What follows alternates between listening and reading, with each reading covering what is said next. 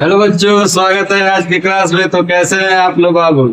आज हम लोग देखेंगे क्लास 9 का साइंस का चैप्टर नंबर 5 का पार्ट नंबर 6। ठीक है, जिसमें हम लोग चर्चा करेंगे क्या चीज के बारे में? तो साइटोप्लाज्म के बारे में चर्चा करना है। और अर्थ पे जितने भी ऑर्गेनिज्म रहते हैं, लिविंग ऑर्गेनिज्म रहते हैं, उनको हम लोग कितने पार्ट में क्लासिफाई करते हैं उसके बारे में जानेंगे।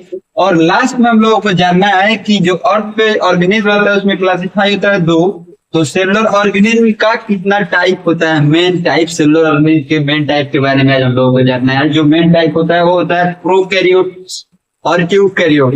ठीक है, इसी के बारे में आज हम लोग चर्चा करेंगे बाबू। तो चलिए आज का क्लास शुरू करते हैं। शुरू करने से पहले हुआ एक लाइन है आप लोगों के लिए, ध्यान दीजिएगा।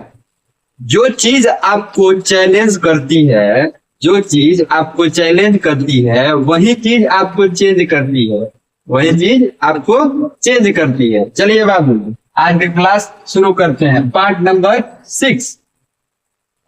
6 देखेंगे। पार्ट नंबर 6 में देखना है साइटोप्लाज्म के बारे में। साइटोप्लाज्म आप लोग 2 दिन से नाम सुनते आ रहे हैं कि साइटोप्लाज्म जेली लाइक सब्सटेंस रहता है जो सेल के अंदर रहता है। ठीक है, उसी के बारे में देखना है। Cytoplasm is jelly like structure which is present in cell. बोल रहा है वो साइटोप्लाज्म जो होता है वो क्या होता है? जेली लाइक स्ट्रक्चर होता है जो सेल के अंदर क्या रहता है? तो प्रेजेंट रहता है। दूसरा नंबर पॉइंट देखिए, cytoplasm is bounded by plasma membrane. Cytoplasm जो होता है वो घिरा रहता है क्या चीज से? तो प्लाज्मा मेम्ब्रेन से। प्लाज्मा मेम्ब्रेन को क्या कहता है? तो सेल वॉल कहा जाता है। ठीक है, जो सेल वॉल मतलब सेल का जो आउटर कवर जो रहता है उसी को बोलते हैं हम लोग सेल वॉल या प्लाज्मा मेम्ब्रेन, दोनों एक ही है। चलिए ये भी पॉइंट समझ में आ गया। तीसरा नंबर पॉइंट देखिए, cell organelles are present in cytoplasm. Cell organelles एक वर्ड है यहाँ।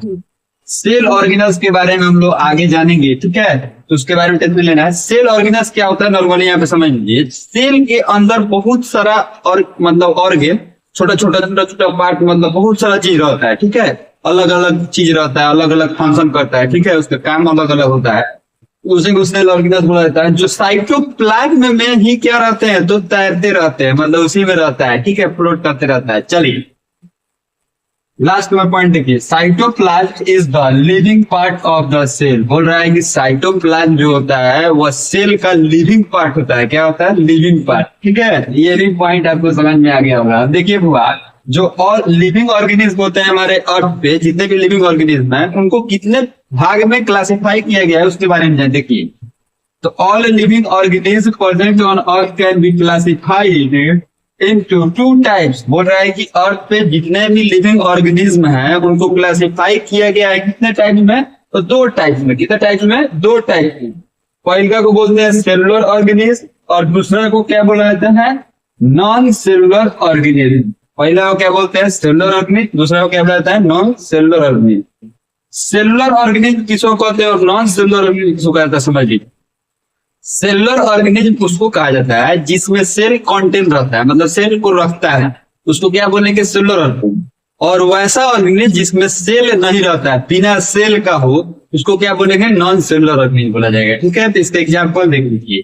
सेलुलर ऑर्गेनिज्म का एग्जांपल दिया गया है प्लांट, और नॉन सेलुलर ऑर्गेनिज्म का एग्जांपल हो गया वायरस। और बहुत सारा एग्जांपल होता है, याद रखिएगा, बस एक एग्जांपल आप याद।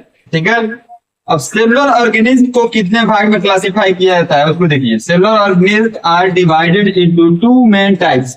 सेलुलर ऑर्गेनिज्म जो होता है वो उसको 2 मेन टाइप्स में क्या किया जाता है? डिवाइड किया जाता है। पहला को बोलते हैं क्या? प्रोकैरियोट्स, और दूसरा को बोला जाता है यूकैरियोट्स। ठीक है, इसी को बोला जाता है क्या होगा?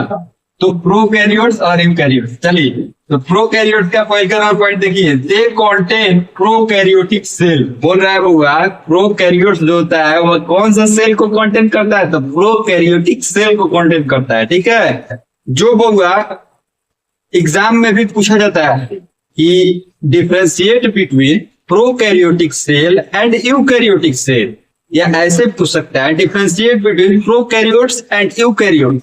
ठीक है, तो आप होगा इसको लिखिएगा। यहाँ पे 2 बॉक्स बना के हम बनाए हैं। ठीक है, डिफरेंस बताए हैं यहाँ पे, तो आप याद कर लीजिएगा इसको। देखिए दूसरा नंबर पॉइंट प्रोकैरियोट्स का देखिए, they have primitive and incomplete cell बोल रहा है कि यह जो होता है वो प्रिमिटिव और इनकम्प्लीट होता है, ठीक है। यानी क्या था उसमें रहता है, ये पूरा सेल नहीं रहता है, ठीक है ना। चलिए, न्यूक्लियस इज ऑब्सेंट बोल रहा है कि प्रोकैरियोट्स में न्यूक्लियस क्या होता है, अब्सेंट रहता है, ठीक है। लास्ट नंबर पॉइंट इसका देखिए, इट कॉन्टेन सिंगल क्रोमोसोम बोल रहा है कि यह सिंगल क्रोमोसोम को क्या करता है, कॉन्टेन करता है। अब देख लीजिए इसका एग्जाम्पल, प्रोकैरियोट्स का एग्जाम्पल तो हो गया बैक्टीरिया, अल्गी, ईटीसी। प्रोकैरियोट्स का एग्जाम्पल क्या हो गया, बैक्टीरिया, अल्गी, और भी बहुत सारा एग्जाम्पल होता है, 2 एग्जाम्पल याद रखिएगा, ठीक है। क्या क्या होता है, तो बैक्टीरिया और अल्गी। चलिए यूकैरियोट्स के बारे में देखें। दे कॉन्टेन यूकैरियोटिक सेल बोल रहा है कि यूकैरियोटिक जो होता है, यूकैरियोट्स जो होता है वो कौन सा सेल कॉन्टेन करता है, तो यूकैरियोटिक सेल को कॉन्टेन करता है। इसका दूसरा पॉइंट देखिए, they have advance and complete cell बोल रहा है कि यह जो होता है वो एडवांस और कंप्लीट सेल रहता है, ठीक है। कौन सा सेल रहता है, कंप्लीट सेल, ठीक है। चलिए तीसरा नंबर पॉइंट देखिए, न्यूक्लियस इज प्रेजेंट, इसमें न्यूक्लियस जो होता है वो क्या होता है, तो प्रेजेंट रहता है, ठीक है ना।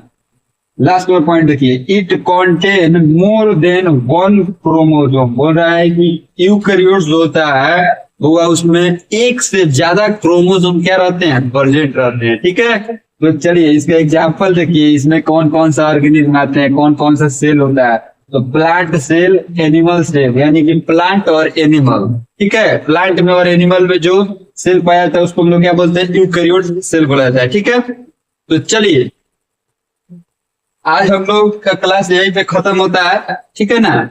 तो कल मिलते हैं हम लोग पार्ट नंबर 7 में, तब तक के लिए आप लोग बने रहिएगा, ठीक है। अगर चैनल को सब्सक्राइब नहीं किया तो सब्सक्राइब कर लीजिए, बाबू फेसबुक पर देख रहे हैं तो पेज पे फॉलो जरूर कर लीजिएगा एक बार, और लाइक कमेंट शेयर सब्सक्राइब आप लोग करते रहिए, ठीक है ना। कोई भी प्रॉब्लम हो तो उसको पूछिए, पूछने का मतलब आप लोग ट्राई कीजिए, पूछिए, सवाल पूछिए, ठीक है ना। सवाल नहीं पूछना है, आप लोग वीडियो देखिए, सवाल पूछिए। अगर कोई दिक्कत नहीं है तो एक लाइक का थंबनेल वाला मतलब लाइक कमेंट में मार दीजिए, ठीक है। चलिए बाबू मिलते हैं अगले पार्ट में, तब तक के लिए आप लोग अपना बहुत ख्याल रखिएगा। बाय बाय बाबू।